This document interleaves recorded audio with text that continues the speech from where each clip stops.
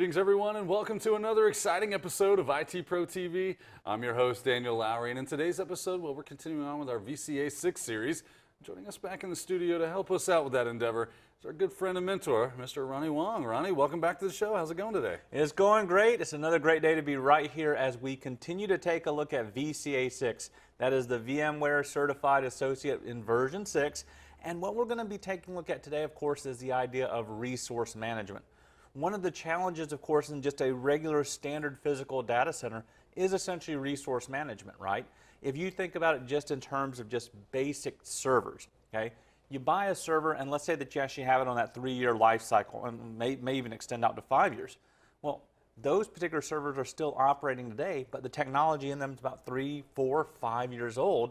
And now your newer servers, if you think about it, might actually have the capacity and the performance level to really replace those earliest servers, even all of them.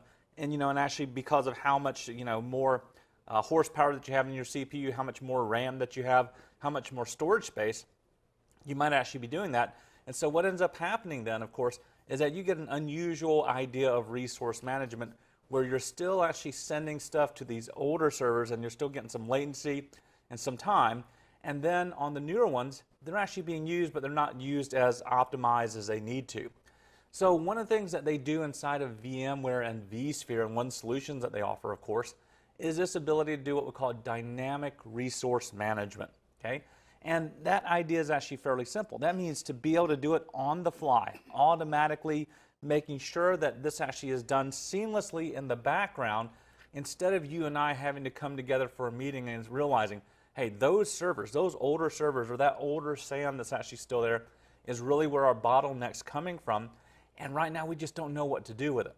When you actually implement like the entirety of bringing up that data center virtualization, implementing technologies like vSphere and the vCenter in the background, and then a whole host of other technologies, and you virtualize the entire data center, well, this gives you that ability to actually move those resources around, manage them the way that you need to, and also allow for vSphere to do it automatically.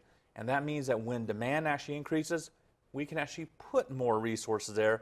When we don't need as much, we can actually move and consolidate resources as we need to. So being able to do something like that's actually key. So what are some of those technologies that we end up talking about that we might actually want to run? Well, one of the things that we might actually end up talking about here is that idea of that DRS. Okay, so make sure you understand that acronym, Dynamic Resource Scheduler. This is kind of the management that actually allows us to be able to schedule those resources on that demand that we're talking about. Either we schedule them the way that we as administrators want to, or we can actually set some triggering level to do something like this to help us out. So that really does help us out as far as the way that we might need to manage that. But along with that, to help us in the dynamic management part, of course, are things like we talked about in terms of energy, right? The idea of power consumption and some of the different things that we can do. So we might also implement, of course, the idea of DPM. Now remember that I don't normally talk like this all the time, but this is technology that we just have to be familiar with, especially if we're getting ready for an exam in the future. Just understand that these acronyms that are being used, they do stand for something, right? So DPM is the, make sure I say this right, Distributed Power Management too. And distributed power management, of course, actually gives us a little bit more, and we're going to talk about that a little bit more in this episode as we go on. And also, there's all the vMotion types of utilities that we have the ability to do. So if we need our production network to maintain its availability, right, and we still need to be able to move resources off of servers because the resource is actually low there, or the power is actually dropping and we need to move them off, well, we need the technology in the background to help us out, and that's where vMotion comes in, as well as the storage I/O control and network I/O control too. Now if you're saying, oh Ronnie, I kind of skipped a few episodes here and man, you just mentioned a lot of terms. Well, that's where you actually get this chance now to go back and watch some of those episodes that we talked about in terms of the storage solutions and of course the network solutions that we have available and of course the availability solutions that we have available as well inside of vSphere. So just kind of make sure you go back and you review some of those concepts. We'll hit them again at some point in time, but just go back and take a look at those and understand that this is kind of what we actually need to have in place as kind of the virtual infrastructure for resource management to take place. That's right. Now, VMware, Ronnie, they also have a cool little bit of functionality inside of vSphere. I think it's in vSphere to help address management of resources. Right? They've seen the problem and they say, okay, here's what we're going to do to help you out. Yeah, the problem happens to be twofold, right? Just when we've talked about in other episodes, the very fact is that we're physically managing a data center. Okay. We do tend to have to actually learn about those different technologies, SAN technologies like fiber channel sometimes if we're implementing those, fiber channel over Ethernet, iSCSI, just in the storage side, but also, of course, those servers and how they connect to them. And, of course, then you have networking stuff that you actually have to realize and manage as well. And remember, that's a lot of diverse technology. I'm not saying that you shouldn't know those. Those would be great for you to actually learn. But the thing about the way that vSphere ends up working, right, is that they say, look, when we virtualize this data center, the last thing we really want an admin to have to do is to sit down and go, okay, now that we've got everything virtualized, oh yeah, now we still have to maintain the storage technology. We still have to do all that stuff. Usually the idea here, of course, is being able to manage and monitor all of those resources that are available, but through a centralized management system and through a very effective centralized management system. Now, vSphere is kind of the heart of us getting together, the basics of clustering and making sure that those resources can see each other and can work together. But if you're now talking about the ability to manage resources, and now in a virtual data center, since it doesn't matter where the resources are, Daniel, whether they're actually out in a public cloud somewhere as an infrastructure as a service, or whether they're in my private cloud here, as well, it shouldn't matter where those locations are. And also, of course, then as my data center continues to scale out or scale up, it shouldn't matter. I shouldn't say that. It shouldn't matter either, as well. And the way that they do that is that vSphere has a component that, of course, is a separate component, but they also consider it part of the vSphere solution that they call vRealize. And there's a whole suite of solutions that are actually there for us to be able to take a look at. And we're going to see that in another episode in the near future here to actually say, wow, when we talk about the ability to manage everything that we need, it also means the ability to monitor, means the ability to control, means the ability to configure. And inside of vSphere, what we call the automation and operations, as well as the insight, all of that is wrapped together inside of what they call the vRealize suite, which we'll take a look at, like I said, in a future episode here, that it really gives you that ability to do so. The amazing thing is through one console, okay? So you're not having to go, okay, Daniel, so let's switch on over to that particular screen over there and figure that one out.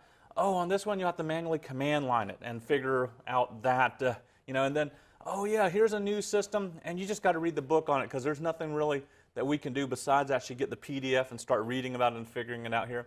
vRealize says, look, once we virtualize everything the way that we need to, we can use this vRealize suite, and it is incredible about the detail that you can actually do and you can manage here that will help you out in being able to manage all the resources across your entire software-defined data center.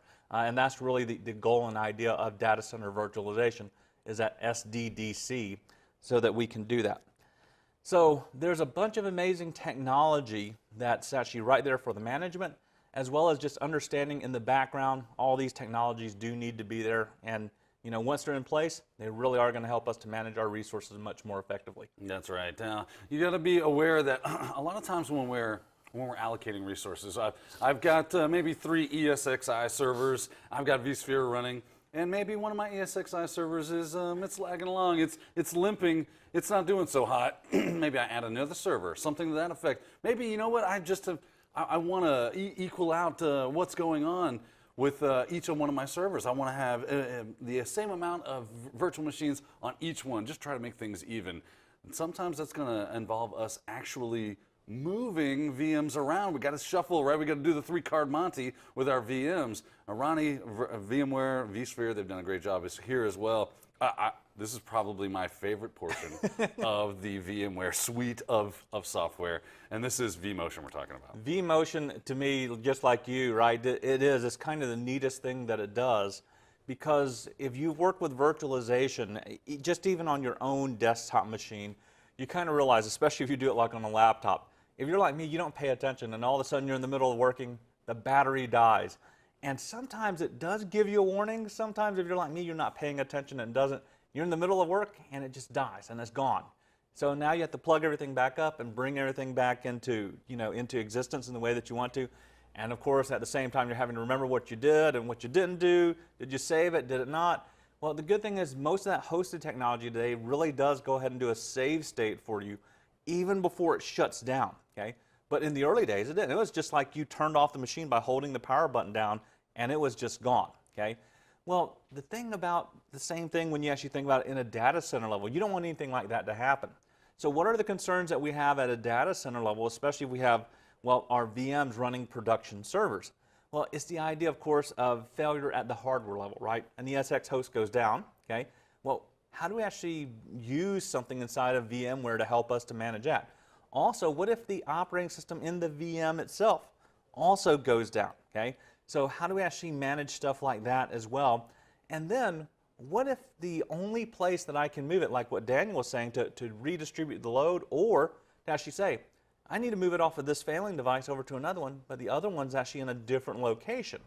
Well, there's a lot of technology that's working in the background that's actually designed inside of that vSphere suite to help us out. So let's go ahead and take a look at what we're talking about here. I did some diagrams, and if you watched the earlier episodes on this, you'll see that they're fairly similar, and we're going to kind of review this very quickly. But we do want to hit some of the high points inside of vMotion. We only really talked about the idea of vMotion and its technicality of what it really does here, right? So what vMotion allows us to do is to migrate a VM from one host to another. Now, we've done this pretty much whenever we wanted to. We copy it, we paste it on from, we copy it from one server, and then we paste it to another one. But normally when we do this, we shut it down, okay? We shut it down. We copy the file that actually represents the machine. We copy the disk that represents the file. Then, once we actually shut that thing down, we go over to the other machine that we want, and then we simply go ahead and we paste that into a directory, verify that everything actually pasted over, turn the machine on, and if there's no complaints about it, you now have an operating VM up and ready to go, okay? But that time period can actually take quite a bit of time, depending on the technology that's in the background. Well, vMotion says, look, let's kind of skip this and make it as much as possible something you don't really have to shut down, okay? And it actually does it in such a quick instance here that it really looks like it happens almost instantaneously. So the basics of vMotion here, does it still do a shutdown? Well, technically it does a suspend, okay? But what it does is while the actual file still exists on that data store, it goes ahead and it suspends this VM1 right here, okay? And then it only actually moves that particular one over here, okay? So when it does something like that and it actually resumes that right away, well, this can actually happen almost instantaneously when we do that. Because we're not having to move a gigantic file, it is just as simply as actually copying over what we call what's in RAM, and the system state data copies it over. We're up and ready to go, and it is actually running, okay? So vMotion allows us to do that very, very quickly, as if nothing else is actually happening, as far as the suspend and anything. We normally don't even realize it's gone down. Yeah, our end users are completely oblivious to the fact that something has occurred. They're just like, oh, well, there's my operating system. It's working fine. Oh, there's my server. It's working fine. When really, vMotion is doing this. It's churning like a madman, to be honest with you. And that's when you're really taking advantage of higher speed networks. That's the higher speed you can have, the more seamless this is going to look to the person at the end of a monitor trying to use these virtual machines. So if you do have a slower network, you may see some jitter, a little bit of lag. But if you've gone through and this is your first foray, you're probably purchasing everything you need to make this work as seamlessly as possible. And if you've got the speed, this VMware will do this very, very quickly. Now, why does it do it so quickly? That's the key here. Well, let's show you what actually all the components that are involved now. Okay, so I've expanded out just a tad bit. We've removed the veil. Right? we've kind of removed the veil just a little bit more here. Okay. So in the background, when we actually start doing this and we start going across these different ones to actually be able to use vMotion, right? Well, we normally have to go across that virtual switch network to help us to do so. And when we do that, there's actually a technology in the background that we call cross-switch vMotion, right? And we're moving it across a virtual switch. Well, that's what's going on. Even though technically you and I, we experience what we call V-motion, and that's all. We don't tend to actually do anything else. But we actually know that that's the technology that's going on. And I tried to kind of gray out these switches here in the background, show you some virtual wires here, some virtual cables connecting these devices together.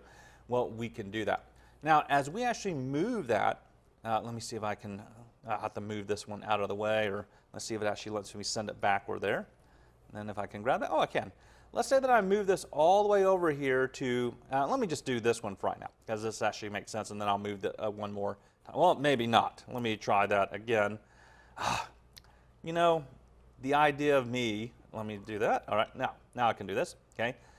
So here it is. We moved it, and we just don't notice it, okay? So that works, and you and I have seen that before, so that's not the big deal. But what if I actually end up moving this to even another one that's actually located with a different data store as well? Will it still work? Yes, okay? So even though the original file is still here, we can actually move that and have instantaneous movement just about where we don't realize it, and we can do something like that as well. But the other thing that we can also do if we choose to is also migrate that particular storage from one data center over to the other one as well. And if we do that, that's actually a technology that we call, well, storage vMotion as well. So if I want to migrate the virtual machine across the entire network, well, in the background, what's actually running is, well, one cross switch vMotion. And if I also want to migrate the actual storage file, or the one that represents the hard drive, across data stores, that's going to be called storage vMotion too. Now, the other one is actually the one that I have these kind of boxes to draw here, which is about management domains more than anything. Let's say that over here on the left-hand side, ESX1 and 2 actually are managed under one vSphere server, okay? Or vCenter, excuse me. I'm not going to be able to say that right. And over here in ESX3, that's managed under another vCenter. Well, if I'm actually moving it in this way, where it's actually two different vCenter servers managing that particular cluster, well, what's actually happening in the background is what we call cross vCenter vMotion. So all of this is technology that works seamlessly in the background, while you and I, we just call it vMotion, okay?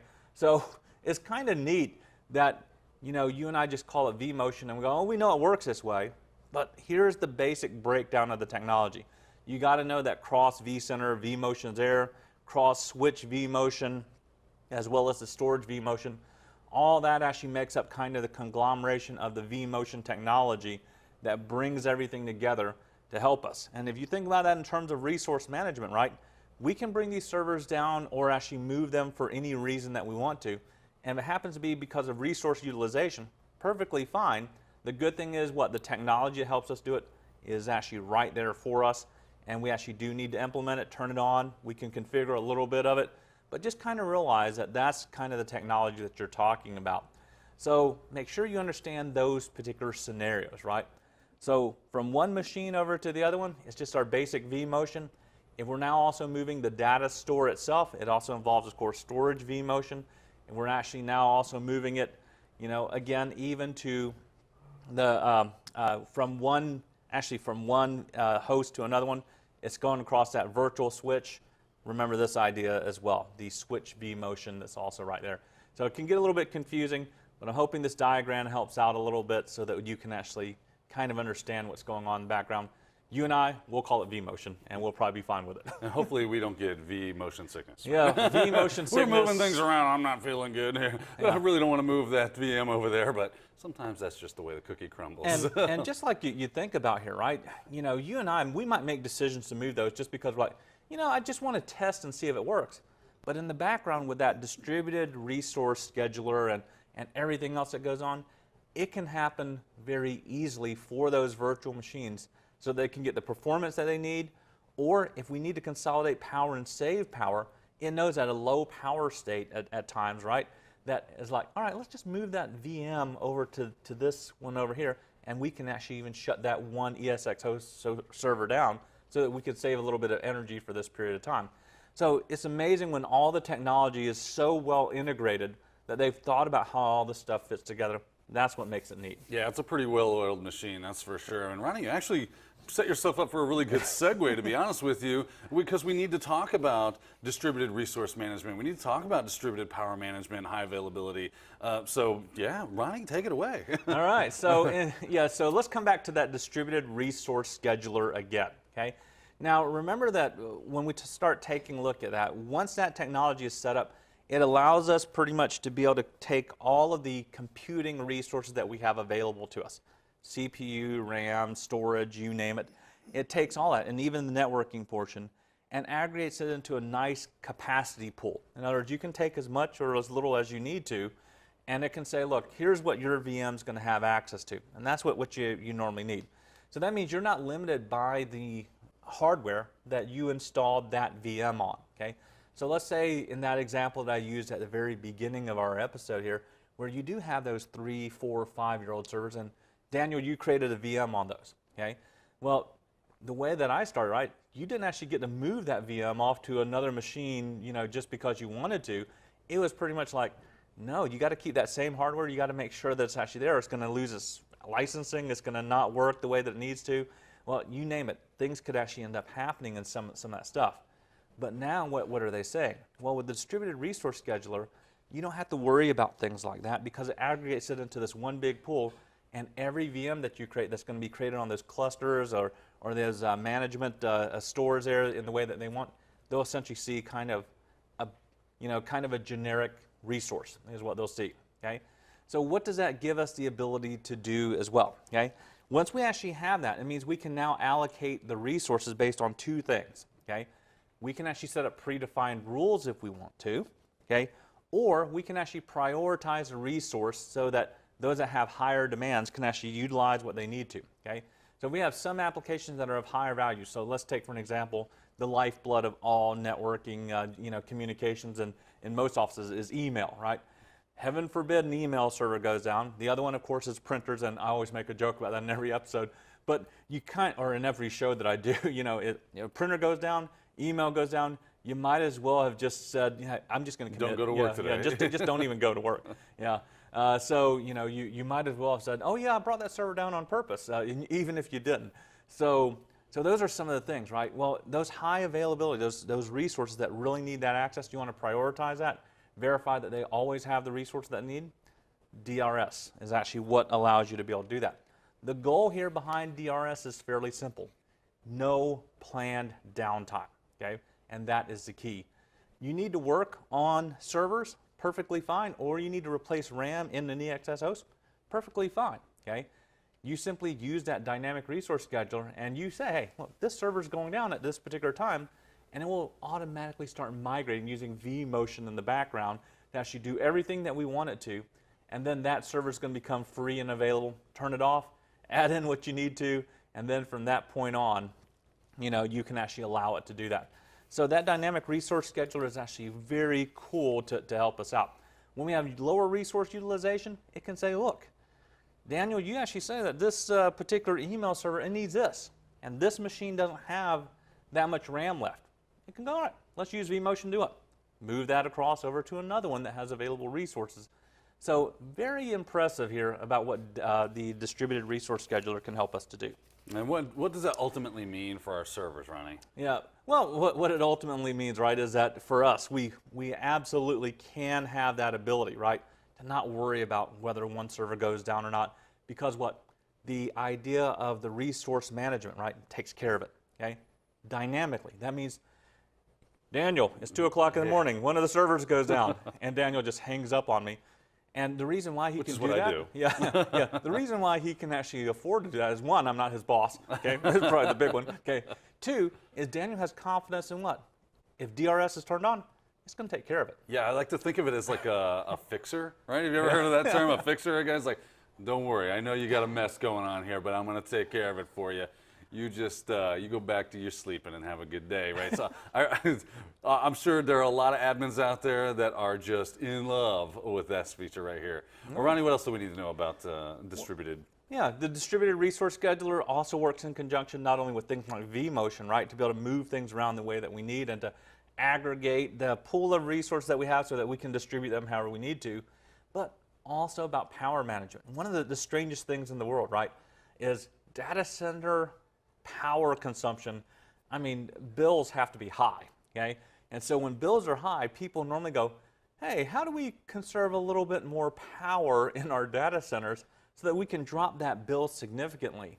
Well, one of those ways that vSphere helps us to do that, of course, is through that DPM, that dynamic power management. Yeah, distributed power management. Power management. That dynamic power There's management. so many acronyms. I'm going, it's alphabet soup here today. Yeah, distributed power management. I was like, I'm reaching for words, and those aren't the right ones.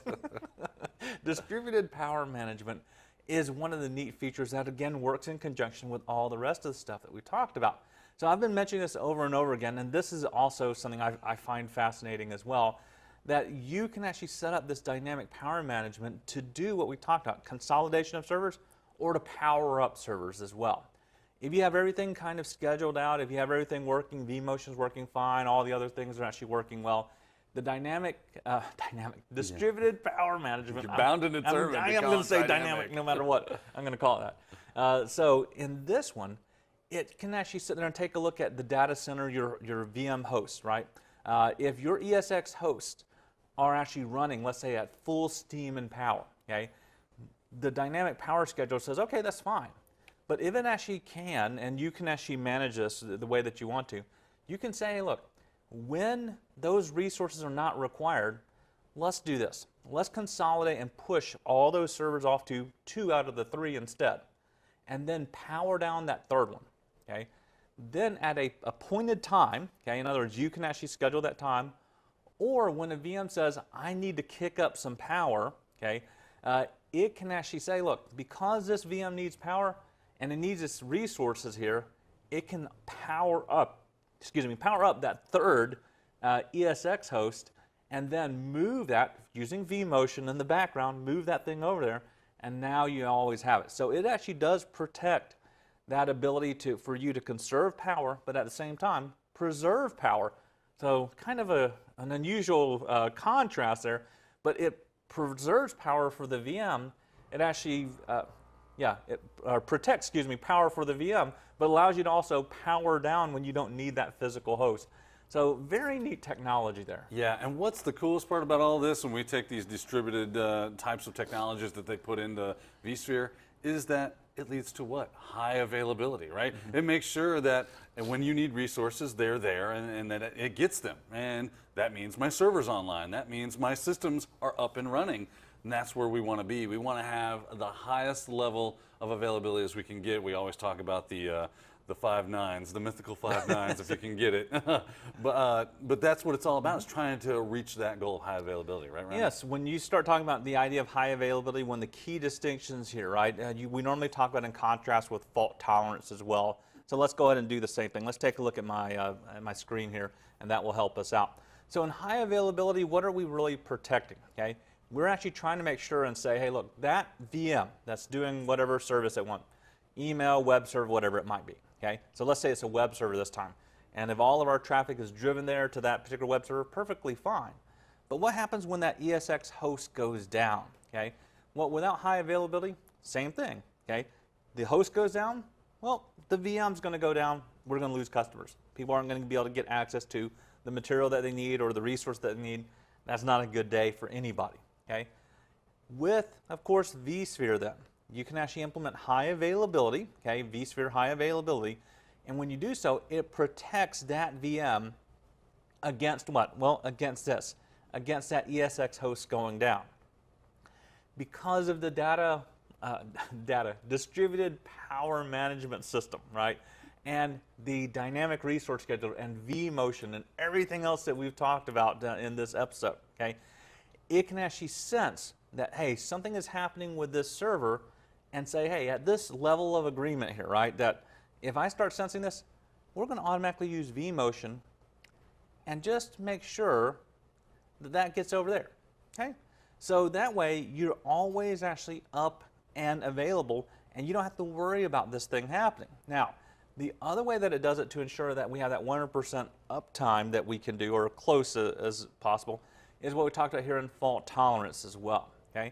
the way that this actually does that, so even though we might talk about the movement of the machines, the other thing that also happens is that every time you make a VM, vSphere automatically does that V fault tolerance for us and gives us the ability, or actually does it in the background. It creates what they call a lockstep VM, okay, which is a dynamic, dynamically generated, but it's an exact copy of whatever your VM is. You update over here, it updates over here, okay, perfectly fine. Now you might be wondering, like, why? Why is that good? Because if ESX host goes down, it automatically shifts it over here, and this one's already running. Okay, so you can actually see why that might happen. It's like a RAID mirror. Yeah, it really is. And the hard thing about this, right, is that it really does. It creates not only that file, but also, of course, even these dynamic drives as well, right? So even those are actually created in duplicate just in case this one falls down, this one takes over. Now, by being able to keep this in lockstep in the background, and we'll talk about this again a little bit later, there's a high-speed 10 gig network that you want to actually maintain to make sure that you don't have that, because it sends a lot of traffic keeping these things in lockstep. If it doesn't, well, not that you can't do it, but you will, anything less than 10 gigs, you actually experience that, and you'll see that your particular one that you're actually using, the VMware one or a VM1, it'll be slow, okay? And I'm not saying it's going to be dog slow, but it's going to be slower than you expect it to be, okay? You have that 10 gig backplane that's really connecting them, across that virtual switch that's actually being able to do that, and everything's actually set up the way that it needs to between these. You're not going to ever notice when an actual VM went down on one server or did it go down on the other one. You're not going to know. It's pretty neat. Yeah, it's awesome technology, Yep. and we really, really like it. We're huge fans of VMware systems. Obviously, they put a lot of thought and a lot of effort into making these things work as efficiently as possible. It's like they want you to think that their software is good. Yeah, you know, I think it's so. amazing how that works. Well, Ronnie, it looks like we've wrapped up yet another episode. I'm looking at the clock.